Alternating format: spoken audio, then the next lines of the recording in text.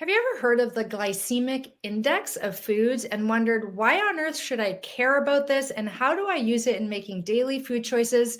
Hi, I'm Dr. Patricia Mills, holistic medical doctor, transforming women's health with root cause solution, and welcome to the Wild Wisdom Show. Today, we're going to be talking all about the glycemic index and how to use it and why you even should care, whether or not you have diabetes, prediabetes, or you've never even been diagnosed with those conditions.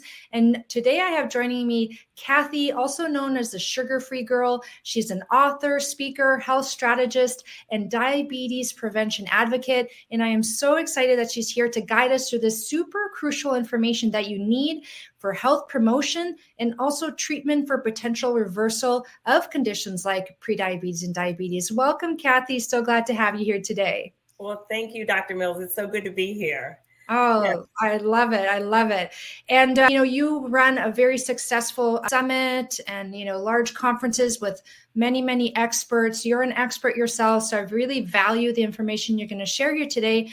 So why don't we start off with the really high level stuff? Why does it matter to understand the glycemic index? What will people get or experience in their health as a result of really mastering this information and applying it in their life?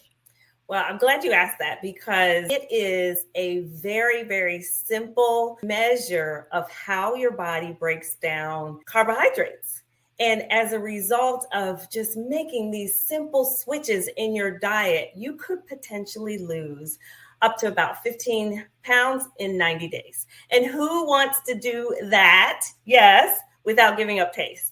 And so that's why I'm here to talk to you about this simple index. It just gives a number to the foods that we eat. And if we just change from high glycemic index foods to low glycemic index foods, I'm telling you those results, the waistline starts to slim. You can reverse your chronic fatigue, brain fog, your metabolic syndrome, your blood pressure can come down, your A1C can come down, all the things. So that's why it's so important to use this very simple technique that you can implement today. Amazing. You mentioned a few things I think would be great for the person who's listening or viewing to understand. So what is the metabolic syndrome and what is the hemoglobin A1C and why do those matter when it comes to our health? Yes. So metabolic syndrome is this combination of high cholesterol, high blood sugar, as well as high blood pressure. And so as a result of you really taking hold of your health and making simple strategies and simple changes like this, you can change your overall health. And if you have one, two, or three of these, they kind of walk together. Many of the physicians are really battling with patients with all three of these. And if you have one of them out of check, you could potentially go into, if you have high blood sugar or high blood pressure, and if you keep those things elevated, you could potentially run into cholesterol issues as well and kind of had that trifecta. So the metabolic syndrome is those three syndromes combined in one patient. And hemoglobin A1C is simply a 3-month look back of what your average amount of blood sugar level is over the last 3 months. And that's what your doctor checks on either on an annual basis when you go to your physical, when you go in and you want to make sure that you're fasting. That's what they're doing. They're checking the blood sugar level, not with what you ate yesterday, but the average of what those blood sugar levels are over the last 3 months. What's so useful, right? And so what's the concern of having, a high blood sugar level, either through your hemoglobin A1C being too high or from like the daily foods that you eat day in and day out? Why would that be a problem for people and what could happen in the short term or in the long term? Well, short term, I'll just use me as an example. I normally, before I changed my lifestyle, I would have like a standard diet with a protein and a carb and a vegetable. The problem was I ate mostly well during the course of the week. And on the weekends, I was like, oh, we could have pizza. Oh, we could have fried this, fried that. And then I drank all of my calories. So I was hooked on Pepsi. I was a Starbucks queen and a Pepsi fiend. And so over time, when your activity level is high, your metabolism is high as well, you're able to burn off these excess amounts of sugar and carbs that we consume during the course of the day. As we get older, as our hormones change, as stress levels rise, our hormones become imbalanced, then you end up in a situation where your sugar level stays high, and we are predisposed as well. Me being African American, me being a woman over 40, I am predisposed to having high blood sugar levels or diabetes genetically in my family. People of Asian descent also predisposed. So because of your genetic makeup, your activity level, stress level, many factors run into the situation where your body is not handling the carbs or the sugars that you're eating and consuming. Oh, thank you. That's really good to understand. So as I see it, the better we are at managing how much sugar is coming in through our foods. And it's not so much like table sugar. It's like, how does the food that we eat that we may think are healthy, but are actually transforming into easy sugars in our body and contributing to that higher levels of blood sugar or blood glucose, some people might refer to it. How can we then improve those levels through our diet? And there's many strategies to improve blood glucose levels, but one of them is through understanding the glycemic index. Yes. So can you explain to the audience what is the glycemic index and how do you use it when you're conversing with your clients or using it in your own life to improve your blood glucose or blood sugar control? Yes, absolutely. Thank you for that question, because many people don't know about it. When I was diagnosed 11 years ago as having prediabetes, like I said, my blood sugar was starting to increase. I had no idea that this glycemic index was a thing or there was such a thing. I was just given a pamphlet from my doctor about diabetes. So him assuming that because my prediabetes or my blood glucose level was a certain level, that meant I was going to go on to have diabetes, and an appointment with a nutritionist. And the nutritionist told me about, strategies on ways of eating, but I did my own research and I came across the glycemic index and I started to incorporate changes in my life. So it's, like I said, it's a very, very simple index. So from 0 to 100, 0, water, no sugar present, all the way up to glucose. That's 100. And so what many of us don't understand is that this index will tell us how our body will break down the sugars and the carbs that we eat or drink. And it puts a number to it. From 0 to 55 is low glycemic index level. 56 through 69 is what we call medium in the glycemic index foods. And then anything over 70 to 100 are high glycemic index foods. And what I found and what I now enjoy and what I teach my clients now is to use this as one of the tools to make changes in the way that they eat. And I'll give you a great example. So I used to eat bananas. I used to eat watermelon. I used to eat cantaloupe. Pineapple was the greatest fruit. But those foods that I just named, those fruits that I just named, are all in the high glycemic index level. Remember, 100 is, table sugar, or not table sugar, but glucose. 85 is what the number is associated with watermelon. And so just simply eliminating those fruits and changing to berries, blackberries, blueberries, raspberries, all of those berries are anywhere from 15 to 30. So as low as possible, I go on the glycemic index. Even in that low glycemic index range, I try to go as low as possible, because what we tend to do as humans is we carb load during the course of the day. I used to have a bagel with cream cheese and fruit juice, whether that was an orange juice or cranberry juice, and that's straight sugar going into my veins. Lunch, I had a sandwich or a burger with fries, the carbs on the bun, the fries, or the chips, because everybody loves fried chips. I do too. And then dinner, I'd have a protein and a vegetable, but usually I also had either rice as a starch or corn or even potatoes as a starch. And just making those simple switches using the glycemic index I was able to change my trajectory. And now I sit here 11 years later, no longer pre-diabetic. Yes. Woohoo. I dropped 4 dress sizes. Wow.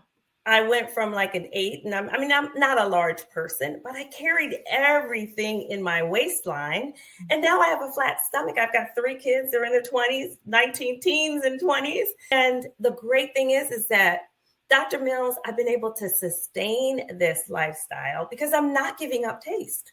I'm just simply swapping out foods that I would have had in the high glycemic index area. Now, this is just one tool, but it's a very, very meaningful, and it's a good tool that you can use wherever you are. You can ask Alexa, you can Google it, there's so much information, but just using this one tool will help you to really determine how to make the right choices when it comes to eating to balance your blood sugar levels. I love that. And it's a very practical tool that you can start using right away. And it's true. You can find out very easily, Google, Alexa, all those things. And I'm curious too, with the glycemic load versus the glycemic index, because I think that that's very important as well to understand, because obviously it's not that, pineapples and bananas can never be had, or rice and pasta, because it's also a matter of the dose. So there's if you take a certain amount and you get the glycemic index,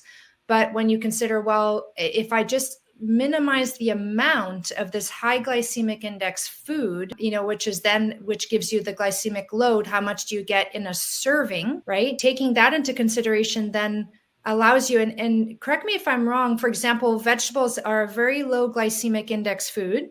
Yes. And rice, for example, is a much higher glycemic index food, which means that you can sit down to a plate of, that has 2 to 3 servings of vegetables. And in order to maintain good blood glucose balance or blood sugar balance, you want to minimize the serving of the rice, for example. So a much lower amount of that to still stay within a good blood sugar, blood glucose balance.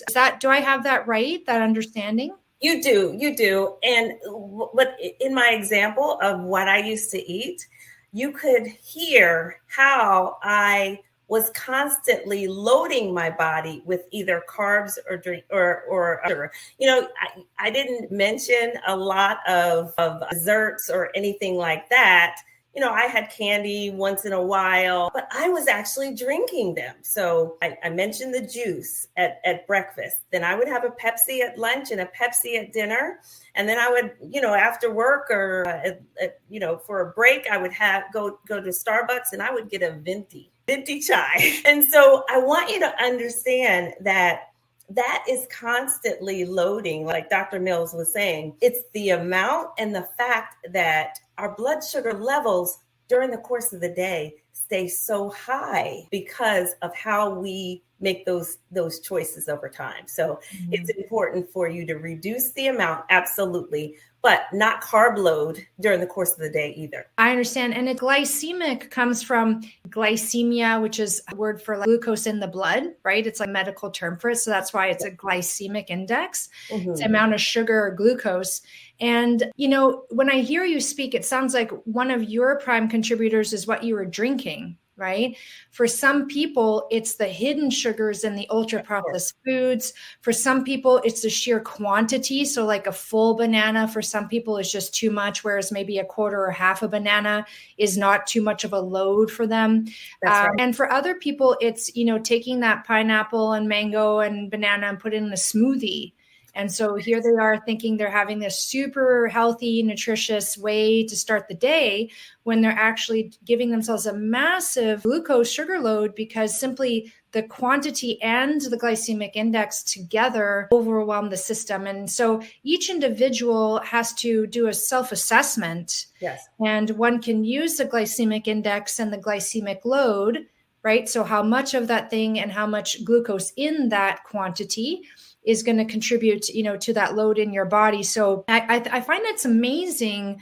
You've already touched a little bit on, your own personal journey in terms of how it was that the health issues that caused you to look into this further and the health benefits that you experience as a result of using the glycemic index in your making your healthy choices in your swaps. And I love that you use the word swap, because it's not that you're restricting yourself by eating less. It's more that those healthy choices are allowing you to eat and at the same time maintain a healthy glucose balance. Now, what I want people to understand is that Kathy is a very, very smart cookie. She did a school of business. She did a master of science in mechanical engineering. And then you went on to get a certification with the University of Pittsburgh in the diabetes prevention program. Is that right? That's correct. Yeah. And Dr. Mills, I have been in the healthcare field for 20 plus years. Not as a doctor. I'm not a nurse. I don't play one on television. But I was in sales, I was in marketing and strategy, and many of the things from a pharmaceutical company, diagnostic companies, manufacturing, vaccine companies, all of the research that I saw, even in these health networks where there were thousands of patients and they have data over generations of these different individuals, they all pointed their chronic diseases, their comorbidities, meaning that they have multiple chronic diseases that is specified by a disease that does not have a cure. These chronic diseases all pointed to blood sugar issues. And so seeing all of that data, and then, coming to a situation myself where I had my own diagnosis, I know that I did not want to have diabetes. I didn't have a name for it back then, but I declared only because I'm a baby. I was like, I don't want diabetes. I don't want any parts of injecting myself. However, I said to myself, I'm not going to get diabetes. And so I did the research. I did a gradual reduction process. And this is what I teach my clients, using things like the glycemic index, being a food label pro, using things like the glucose meter. So when I was going through my process, data matters. You need to understand what your sugar levels are. You can go to the doctor. That's one point in time. You can get your hemoglobin A1C. That is, yes, a 3-month lookup, but you need to know from meal to meal and day to day exactly what's going on. And so 10, 11 years ago, I pricked my finger in the morning, right before I ate, 2 hours after I ate. And that was 6 or 8 times during the course of the day, because I was kind of doing a food experiment, if you will, with the foods that I was eating. So if your blood sugar level is at a certain level, you eat something or drink something, your blood sugar level goes up, insulin gets released into your body. If there's excess sugar in your bloodstream, its job is to take that sugar and usher it into your cells to give you energy, to fuel your brain and your muscles. But unfortunately, over time, you end up where it stays high. So after 2 hours, if it doesn't come back down to that same level prior to, you got a decision to make. Should I change that quantity, as Dr. Mills was saying? Is this something that I get to shift? I was having popcorn and drinking wine with my husband on a Saturday night, watching a movie, and, just by itself, that wine and the popcorn is a high glycemic index, and what alcohol does. So I had a decision to make, because my blood sugar level was still high 8 hours after sleeping. So when I say data is key, data is key. And so I had to say, okay, do I get to shift that wine to dinner when I've got protein present? So it's not much of a spike. It's more of a gradual reduction. Do I get to reduce the amount of wine that I was having, or do I get to actually eliminate it? It was not worth it to me to not live my best life long term and have diabetes and all the complications that come with that. And so I have eliminated alcohol out of my life. And I'm not saying that you have to do this. What I am sharing is that easy techniques like this can help you to make the right choices for you. Because my energy level, my metabolism is different, my stress level, my sleep quality, my activity level, my strength building, All of these are factors that go into how your body deals with the things that you eat, the things that you drink. I love that. So on a very basic level, you can start with swapping out high glycemic foods for low glycemic foods. And Yes. then the high glycemic foods that you want to keep in your diet, minimize the amount as much as possible and compensate by increasing those low glycemic foods like the vegetables and that kind of thing. And then the next level would be to monitor your blood glucose using a glucometer, which I 1,000% agree. It's what opened my eyes up. My big trigger was a bowl of oats in the morning. Yes. And that is not to say that oats are unhealthy, but you need to engage these strategies of loading first the vegetables or something that will buffer like the protein. And then the amount of it really mattered as well to me. I was having like a nice, healthy, big bowl of oats and too much for me, but what you don't know can hurt you. And so monitoring your blood glucose response and then using the glycemic index to make those choices along the spectrum of foods that are available to us is so key. And I mean, you use it probably in your practice. I use it in my health promotion program, Body Wisdom. It's one of the core key things because, for example, everybody's different too. Like I'm actually okay with some popcorn and I'm not okay with bananas, but I've met people who are okay with a banana, but then a bowl of popcorn does it for them, right? Which is so interesting. And it's not the only piece of the puzzle. Obviously, you can get low sugar alcohol, but alcohol has other effects on the body. And as we age, those effects are more pronounced as our liver is less capable of doing it. So as our viewers and listeners, process this information, it is one important piece of the puzzle. It's not the only one, but when you master this one, it really, it's a huge step forward in your health gains. I also want to take the opportunity to mention, Kathy, that you've written a book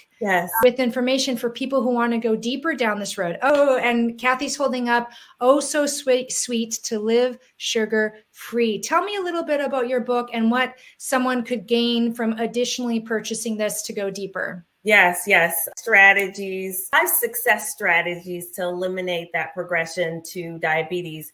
But, it's absolutely not necessarily only about diabetes. If you have a cancer diagnosis, if you have a problem with your cholesterol or even in your blood pressure, or you've had a heart attack, reducing sugar out of your life will also be a very, very good strategy for you. The main takeaways that I want to share with you about this book, the fact that it is a very simple 5-step process. First, deciding, seeking help, being in community like this, doing your research and really choosing a methodology that is gradual reduction so that your palate changes, so that your body gets used to the new way that you're living your lifestyle.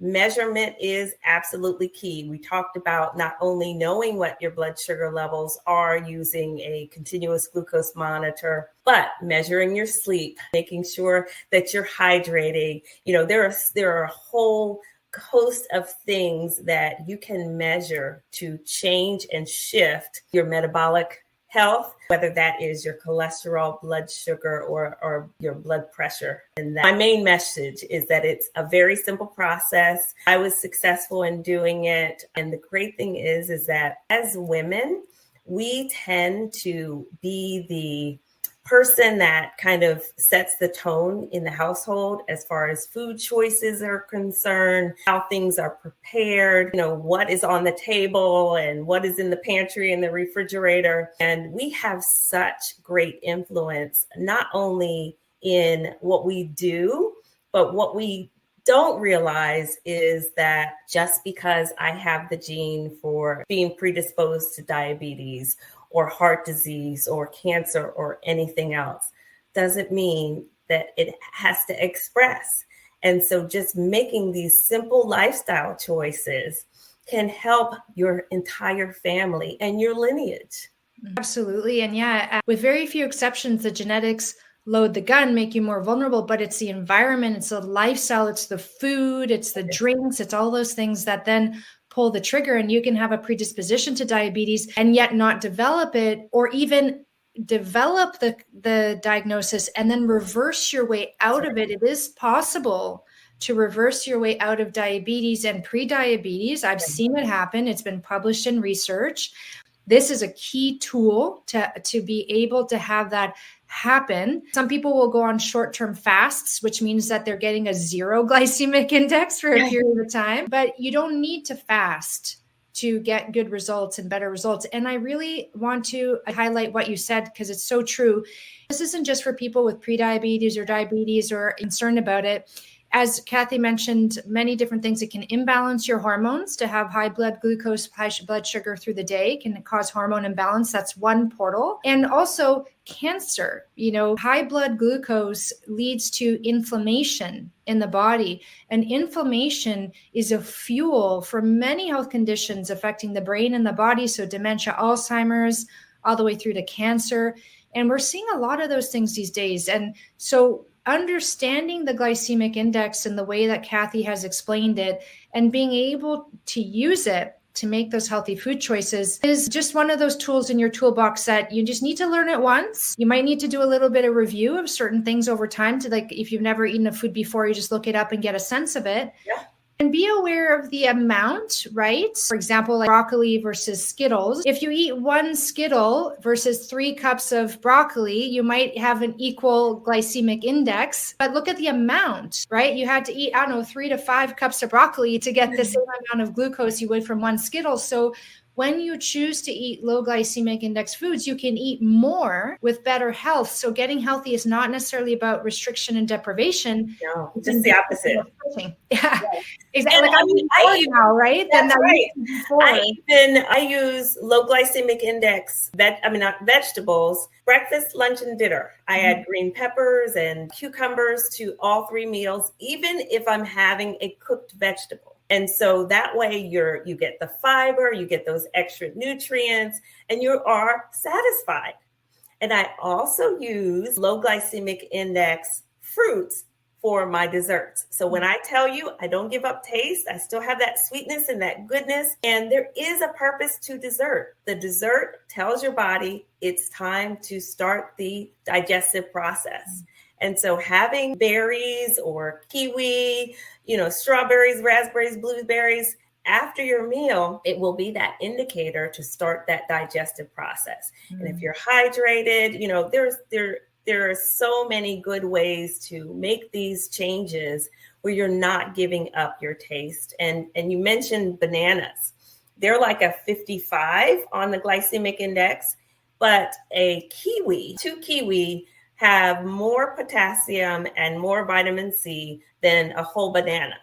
And so just by making that switch, you can, decrease your glycemic load and your glycemic load. And you potentially could use that as a better alternative if you do need potassium in your life. So there's like I said, I'm the sugar and the carb hack queen. There's not a food kryptonite that I have not already hacked for you. Yeah, no, I love it. And now I save bananas for when I'm going for a big hike and I know I'm going to be expending just a ton of energy and I need to have a bit more on board. My day-to-day life isn't active enough to warrant that amount of, glucose. I would have to sacrifice like a lot of other foods and I don't want to do that because I like to eat well-balanced meals. And I'm the same. I add vegetables to every meal, including breakfast. And it's a traditional way of eating that we've lost over time, especially North America. So it's more about bringing back these ancient traditions rather than inventing something new, but now they're powered by science with that information to really support. It's not just saying, well, just because our ancestors ate this way, we should. It's more like, well, look at that. Not only did our ancestors eat this way, but the research shows that it really helps through that portal of the blood glucose control and balance. So it's not that you want 0 blood glucose, you need some, but again, it's about finding that range. And so using the glycemic index is key. I want to thank you, Kathy, for coming on board. And is there anything else you'd like to share with our audience, before I share with them how to find you? Just the fact that you can do this. I was that type of person years ago that only gave up my Pepsi or my chai or my sugar or what have you at the beginning of the year. And I always went back. And it wasn't until I had this diagnosis that I really made this a lifestyle change. And you would think that after my brothers and sister and mother had their own prediabetes diagnosis that I would have taken heed, but I didn't. But I just want to kind of impress upon you that you are able to make these changes. You are able to do this in an easy way where you're not giving up taste. You are able to sustain this over years, and you're able to really have this be a lifestyle change, the way in which you live, so that you can have that vitality, you can have that longevity, you can be here, be the I guess your healthiest self in your latter years. It doesn't necessarily have to be that you're going from one doctor to the next and taking all of this medication. I have reduced all the medication that I was taking before. And so I just want you to know, yes, that it's possible. And then, the other thing that I will share with you is I talked to you about being a mom and being an influence. 4 years ago, my son was diagnosed as having type 1 diabetes. And what that means is when you have that diagnosis, that your pancreas stops making insulin. For type 2, your insulin gets released from your pancreas, except for it's not as productive. And so sugar is present, you've got the insulin, and it no longer wants to eat up the sugar and take it into the cells. It's like overwhelmed. So it's like, I don't know what to do with it. With this diagnosis, your body stops making insulin. And had I not made that change for my life, and had he not seen the way I eat and having cocoa covered almonds instead of chocolate and things like that, and putting those things in his lunch, him seeing that he could have a kind frozen bar and it tastes just like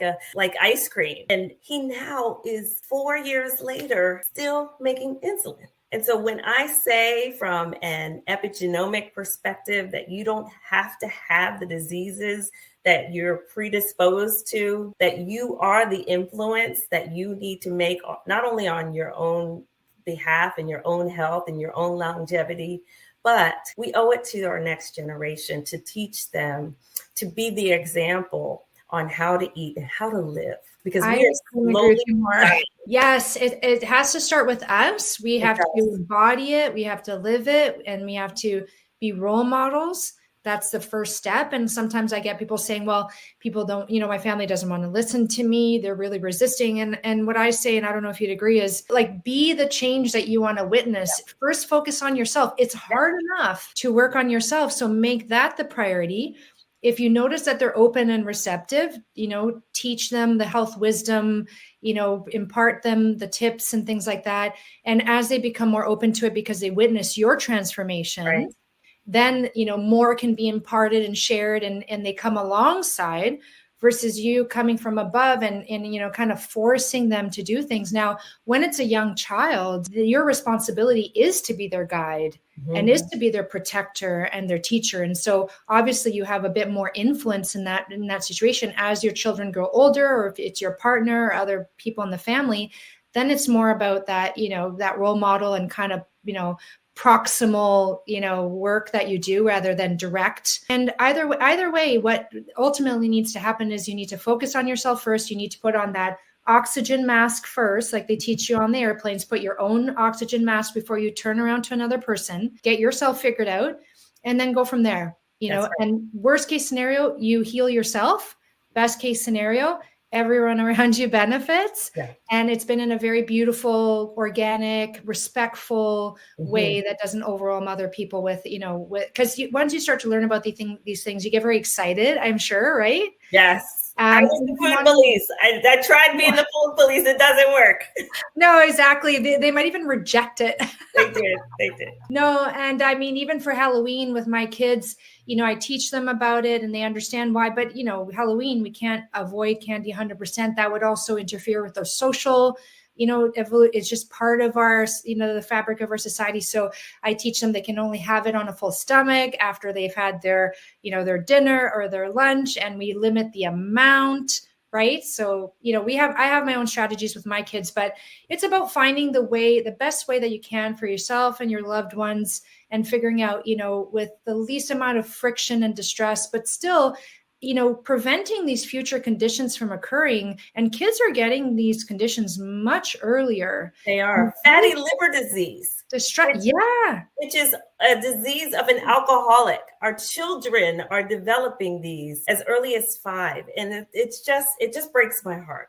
It's a number one reason for liver transplant in children in the US is non-alcoholic fatty liver disease, of which having persistently high glucose intake from choosing more high glycemic index foods and drinks rather than low can and will lead to that. And your genetics will predispose you to maybe develop sooner and more aggressively. But even someone without the genetics for something like diabetes can develop a non-alcoholic fatty liver condition just by being sheerly overwhelmed by the amount of carbohydrates that are, that contain a high amount of glucose in them, and not being able to use strategies to buffer that or to balance that better.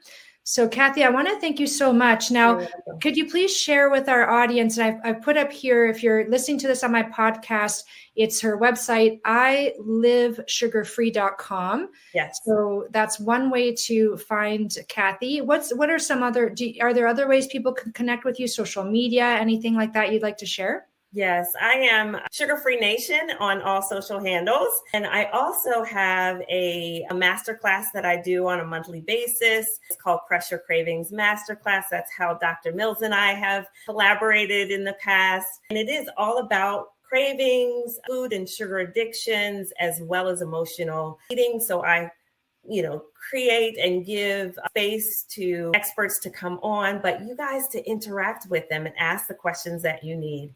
And so I definitely would love to share a link to my upcoming masterclass, as well as I've got a free gift for everybody. We love the gifts. Yes, it is. It's a guide. It's Eating Made Easy. These are the 10 simple daily tips that I use to avoid those sweet temptations. Oh, amazing. I love that. So if you're listening to this or watching this on YouTube, look down at the caption, which is the writing below the video on YouTube. You have to click on the word read to expand it.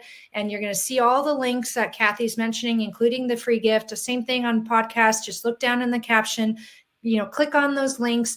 And, this is really amazing that so many people in the space, health professionals, very intelligent, highly experienced. So it's the expertise, the experience, the innovation, all of these things coming together so that people like us can benefit from this amazing wisdom. And so I want to thank you so much, Kathy, for being part of this health movement, for empowering women, and by that, through them, their families and their loved ones, to make healthier choices so that we can all experience just a much better version of ourselves, a much better life than we would otherwise experience. So, from all of us, a big heartfelt thank you. Oh, you're most welcome. It's my pleasure. Wonderful. And for those of you who are listening or watching, if you enjoyed this, please subscribe. That's the best way to support this show. And the best way to support your loved ones is to share. Sharing is caring. And you never know when someone's going to benefit from this wild wisdom. I look forward to seeing you next time. Bye now. Bye, guys.